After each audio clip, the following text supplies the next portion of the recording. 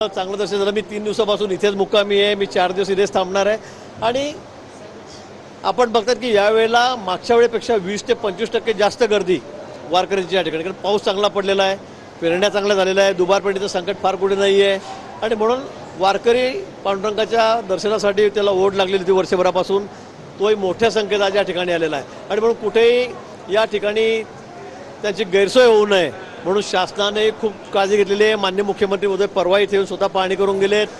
माझ्या खात्याच्या माध्यमातून शौचालय जे आहे, टॉयलेट, त्याची संख्या मी दुप्पट केलेली आहे, टँकरची व्यवस्था दुप्पट केलेली आहे, मॅनपॉवर आम्ही दुप्पट केलेली आहे, सगळ्या व्यवस्था, आरोग्याच्या व्यवस्था अतिशय चोख ठेवलेल्या आहे। मला वाटतं इतकी स्वच्छ, सुंदर, निर्मल वारी ही पहिल्यांदा होत असेल राज्यामध्ये, आपणही बघतात आणि म्हणून आमचा प्रयत्न आहे की वारी तशी सुरक्षितही झाली पाहिजे। कुठेही स्टॅम्पेड होता कामा नये, लोटालोटी होता कामा नये, कोणी जखमी होता कामा नये, ही त्याला प्रायोरिटी आमची या ठिकाणी वारीला आहे आणि अतिशय सुंदर अशी वारी आपण होताना बघतात। यावर्षी रेकॉर्ड ब्रेक यात्रा भरली, काय कारण असेल याचं?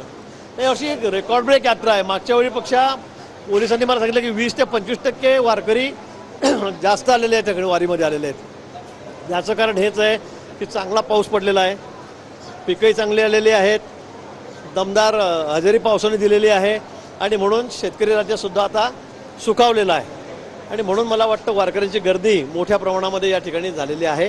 पण त्याचबरोबर शासनानेही अतिशय सर्व व्यवस्था चोखपणे ठेवलेल्या आहेत। परवाच मुख्यमंत्री महोदय स्वतः सगळी तयारी बघायला येऊन गेलेत। शासनाचे आम्ही मंत्री या ठिकाणी आहोत।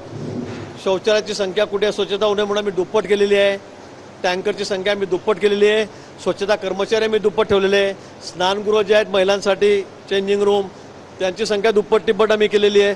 सगळ्याच बाबतीमध्ये, आरोग्याच्या बाबतीमध्ये ठिकठिकाणी आम्ही स्टॉल लावलेले आहेत, डॉक्टर्स आहेत आणि म्हणून मला वाटतं की ही वारी सुंदर व्हावी, स्वच्छ व्हावी, निर्मल व्हावी आणि त्याचबरोबर सुरक्षितही व्हावी, ही शासनाची अपेक्षा आहे। मुख्यमंत्र्यांची पूजा सुरू असताना आम्ही बघितलं की तुम्ही स्वतः भाविकांना दर्शनाची सेवा देत होता, काय दर्शन म्हणजे आपण बघा 12 वाजेपासून 3:30 वाजेपर्यंत ही पूजा चालते। आधी पादुका पूजा त्या ठिकाणी होते, नंतर मुख्यमंत्र्यांच्या हातून महापूजा होते आणि त्यावेळेला लाईनीत उभे असलेले लोक 4 तास त्यांना थांबावं लागतं। गेल्या वर्षीपासून आम्ही या ठिकाणी पद्धत सुरू केलेली आहे की पूजा सुरू असताना सुद्धा मुखदर्शन झालं पाहिजे आणि अशा वेळेला 5-25 हजार लोकांचं दर्शन होऊन जातं आणि म्हणून मी स्वतः त्या ठिकाणी उभं राहून समोर लोकांना खाली बसवलं होतं, समोर लाईन सुरू ठेवलेली होती आणि सगळ्यांचं दर्शन अतिशय व्यवस्थितपणे आम्ही या ठिकाणी करून घेतलं। मनोज जरांगेंनी पुन्हा एकदा आंदोलनाच्या हातावर उपसले, काय त्यांच्या नक्की मागण्यात काय? आपण पांडुरंगाच्या दरबार